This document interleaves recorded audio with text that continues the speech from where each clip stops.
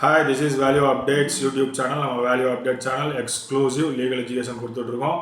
நம்ம சேனலில் வந்து சப்ஸ்கிரைப் பண்ணுங்கள், மறந்துடாதீங்க. பெல் பட்டன் ப்ரெஸ் பண்ணுங்கள். பெல் பட்டன் ப்ரெஸ் பண்ணுறதுனால நம்ம போடுற கான்டென்ட் அப்டேட்ஸ் வந்து உடனுக்குடன் உங்களுக்கு ரீச் ஆகும். நீங்கள் நம்ம போடுற சட்டங்கள் மற்றும் பார்த்தீங்கன்னா தீர்ப்புகளை வந்து தெரிஞ்சு கொள்வதுக்கு வசதியாக இருக்கும்.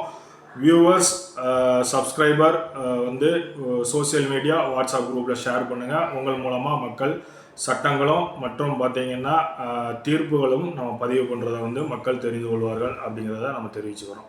இன்றைக்கி பார்க்க போகிறது பட்டா சம்பந்தமான ஒரு விஷயம். அதாவது சென்னை உயர்நீதிமன்றத்தில் பட்டா சம்பந்தமான வழக்குகளில் சுருக்கமான தீர்ப்பு, அதாவது ஷார்ட் நோட்டாக நட்ஸெல்லாம் நம்ம அந்த தீர்ப்பை வந்து சொல்ல போகிறோம். இது வந்து முழுக்க முழுக்க பட்டா ரிலேட்டட் கேஸாக வந்து இருக்கும் அப்படிங்கிறத நம்ம சொல்லிக்கிறோம். பட்டா சம்பந்தமான பொருத்தமான சட்டம் என்ன அப்படின்னு நம்ம பார்க்கும் பொழுது அது என்ன அப்படின்னா, தமிழ்நாடு பட்டா பாஸ்புக் ஆக்ட் 1983 இது ஒரு சட்டம், முக்கியமான சட்டம். இதில் பிரிவு, அதாவது செக்ஷன் 3, 5, 10, 12, 13 இது வந்து ஒரு முக்கியமான பிரிவாக, அதாவது செக்ஷனாக கருதப்படுது. அடுத்தது தமிழ்நாடு பட்டா பாஸ்புக் ரூல் 1987. இந்த ரெண்டும், அதாவது ஆக்டும் ரூலும் வந்து முக்கியமான ஒரு சட்டமாக, பட்டாவிற்கு சம்பந்தமான சட்டமாக இருக்குது. இப்போ நம்ம வழக்குக்கு போகலாம். சுருக்கமாக வழக்கினுடைய சுருக்கத்தை மட்டும் நம்ம இதில் வந்து பதிவு பண்ணுறோம். வழக்கு R V Saranamuthu versus the district collector and others. வழக்குடைய எண் பார்த்தீங்கன்னா ரிட் பெட்டிஷன் நம்பர் 1045/3 ஆஃப் 2023. நீதிமன்றம் மெட்ராஸ் ஹைகோர்ட். தீர்ப்பு தேதி வந்து 25/2/2025. ஆனந்த் வெங்கடேசன் நீதிமன்றத்தில் தீர்ப்பு, இவர் தான் ஜட்ஜி தீர்ப்பு கொடுத்துருக்காரு. சட்ட கோட்பாடு தீர்ப்பு என்ன அப்படின்னு பார்க்கும் பொழுது, இந்த வழக்கில் தாசில்தார் வந்து பட்டா வழங்க அதிகாரம் பெற்றவர் அப்படின்னு சொல்லி இந்த தீர்ப்பில் சொல்லியிருக்காங்க. உரிமை தகராறு, அதாவது டைட்டில் டிஸ்பியூட் வந்து ஏற்பட்டால் வருவாய் அதிகாரிகள் வந்து தீர்மானிக்க முடியாத அந்த டைட்டில் டிஸ்பியூட்டை வந்து தீர்மானம் செய்ய முடியாது அப்படின்னும், அதனால் அந்த தரப்பினர், அதாவது வழக்கில் உள்ள தரப்பினரை சிவில் நீதிமன்றத்துக்கு அனுப்ப வேண்டும் அப்படின்னும், சிவில் நீதிமன்றம் தான் டைட்டில் டிஸ்பியூட்டை வந்து தீர்மானிக்கும் அப்படின்னும் வந்து இந்த தீர்ப்பில் வந்து சொல்லப்பட்டிருக்கு. அடுத்து வழக்கு என்ன அப்படின்னு பார்த்தீங்க அப்படின்னா, பகத்சிங் வெர்சஸ் த தாசில்தார் அப்படிங்கிற வழக்கு. வழக்கோட எண் ரிட் பெட்டிஷன் நம்பர் 9474 ஆஃப் 2025. நீதிமன்றம் மெட்ராஸ் ஹைகோர்ட் தான். தீர்ப்புடைய தேதி 2/4/2025. சட்ட கோட்பாடு இதனுடைய சட்டம், அதாவது இதனுடைய தீர்ப்பு சுருக்கம் என்ன அப்படின்னா, இந்த வழக்கில் கொடுத்தது பட்டா வந்து ரத்து செய்ய தனியான நடைமுறை இருக்குது அப்படின்னு சொல்லி இந்த வழக்கில் சொல்கிறாங்க. இந்த வழக்கில் செக்ஷன் 12 கீழே பார்த்தீங்க அப்படின்னா, ரெவன்யூ டிவிஷனல் ஆஃபீஸருக்கு மேல்முறையீடு செய்யணும் அப்படின்னு சொல்லப்படுது. செக்ஷன் 13 கீழே டிஸ்ட்ரிக்ட் ரெவன்யூ ஆஃபீஸருக்கு ரிவிஷன் வந்து செய்ய உரிமை இருக்குது அப்படின்னு சொல்லி இந்த வழக்கில் வந்து சொல்கிறாங்க. அடுத்த வழக்கு என்ன அப்படின்னு நம்ம பார்க்கும்பொழுது, டி ஏழுமலை வெர்சஸ் த தாசில்தார்.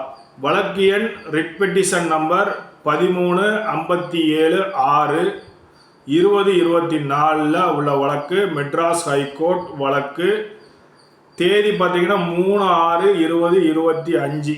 இதனுடைய தீர்ப்பு சுருக்கம் என்ன அப்படின்னு பார்த்தா, பட்டா வந்து இருப்பதாலேயே பார்த்தீங்க அப்படின்னா உரிமையை வந்து நிரூபிக்கப்படாது அப்படின்னு வந்து இந்த தீர்ப்பில் சொல்கிறாங்க. உரிமை தகராறு இருக்கும்போது சுருக்கமாக பார்த்தீங்க அப்படின்னா வெளியேற்ற முடியாது அப்படின்னும், உரிமை விவகாரம் வந்து சிவில் நீதிமன்றத்தில் மட்டுமே தீர்மானிக்கப்படும் அப்படின்னு சொல்கிறாங்க. அதான் பட்டா இருந்தால் சொத்து அவங்களுடையது இல்லை அப்படிங்கிறத வந்து சொல்கிறாங்க. பட்டா மட்டும் இருக்கும் பொழுது தகராறு அப்படின்னா அது சிவில் நீதிமன்றத்தை தான் அணுகணும்னு இந்த தீர்ப்புலையும் சொல்கிறாங்க. அடுத்த வழக்கு doctor S Bhaskar versus the revenue divisional officer. Madras ஹைகோர்ட்டில் நடக்கிற வழக்கு. தீர்ப்பு ஆண்டு 2025. இதனுடைய தீர்ப்பு சுருக்கம். தாசில்தார் வழங்கிய பட்டாவை ரத்து செய்யும் போது அனைத்து தரப்பினருக்கும், சம்பந்தப்பட்ட அனைத்து தரப்பினருக்கும் நோட்டீஸ் வழங்கப்படணும் அப்படின்னும், இது ஒரு இயற்கை நீதி, பிரின்சிபல் ஆஃப் நேச்சுரல் ஜஸ்டிஸை கடைபிடிக்கணும் அப்படின்னு சொல்லி இந்த தீர்ப்பில் சொல்கிறாங்க. அடுத்த தீர்ப்பு A Sridhar versus the district collector Vellore. வழக்கு எண் பார்த்தீங்கன்னா writ petition number 3857 2024. Madras high court நீதிமன்றம். தீர்ப்பு தேதி 12/2/2024. தீர்ப்பு சட்ட கோட்பாடு இதில் என்ன அப்படின்னு பார்க்கும் பொழுது, பட்டா தவறா வழங்கப்பட்டதாக இருந்தா பட்டா பாஸ்புக் ஆக்டின் கீழே மேல்முறையீடு நடைமுறையை பின்பற்ற வேண்டும். நேரடியாக உயர்நீதிமன்றத்தை அணுகக்கூடாது.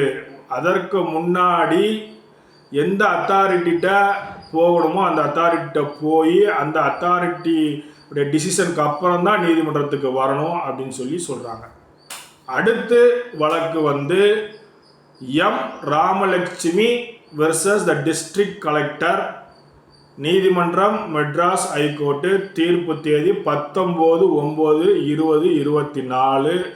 இதில் சட்டம், அதாவது சட்ட கோட்பாடு தீர்ப்பு சுருக்கம் என்னன்னா, யூடிஆர் பதிவுகள், அதாவது யூடிஆர் பட்டா பதிவுகளில் ஏற்பட்ட பிழையை டிஸ்ட்ரிக்ட் ரெவன்யூ ஆஃபீஸர் மட்டுமே திருத்த முடியும் அப்படின்னு இந்த வழக்கில் உயர்நீதிமன்றம், சென்னை உயர்நீதிமன்றம் சொல்லுது.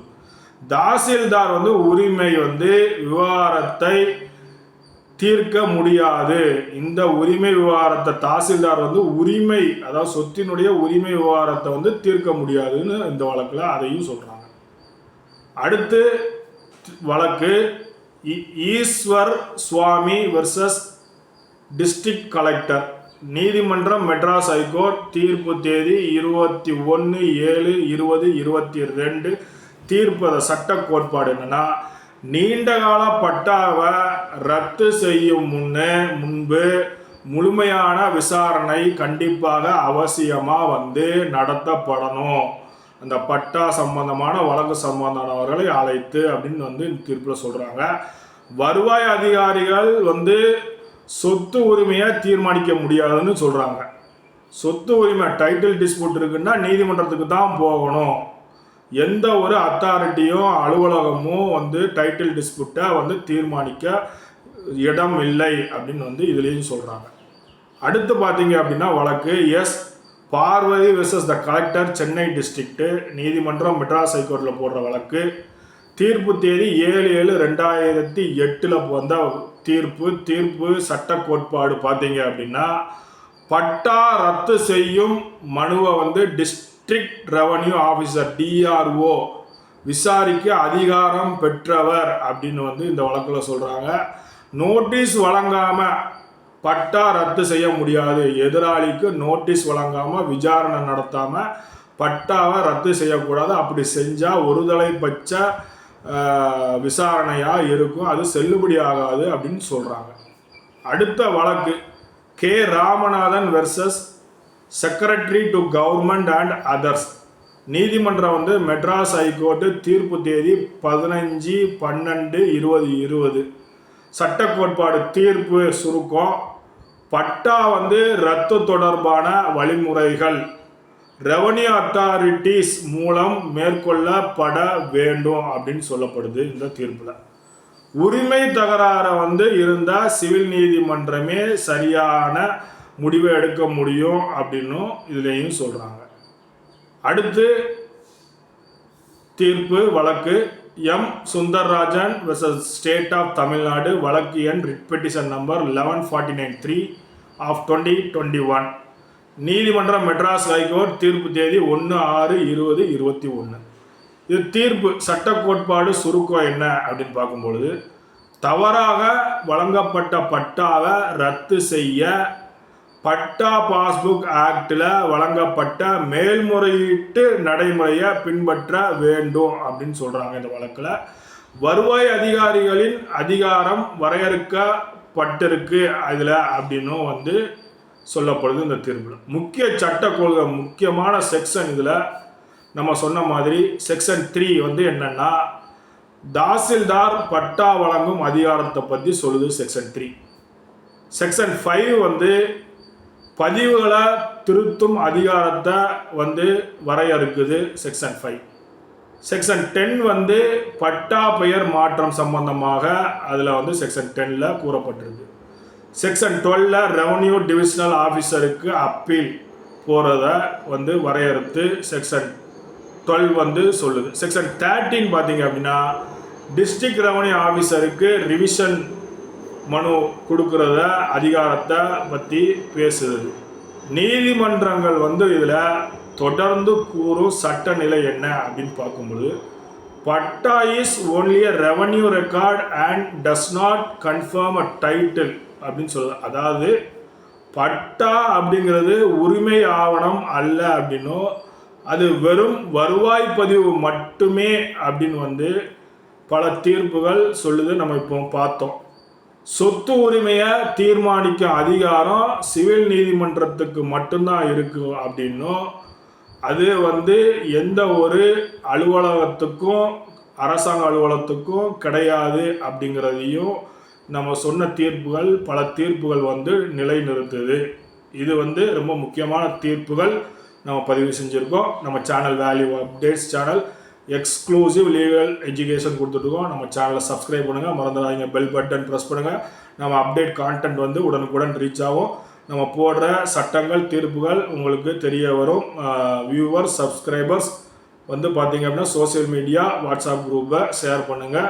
மக்கள் உங்கள் மூலமாக வந்து சட்டம் தெரிந்து கொள்வார்கள் அப்படிங்கிறத தெரிவிச்சுக்கிறோம். மிக்க நன்றி, வணக்கம்.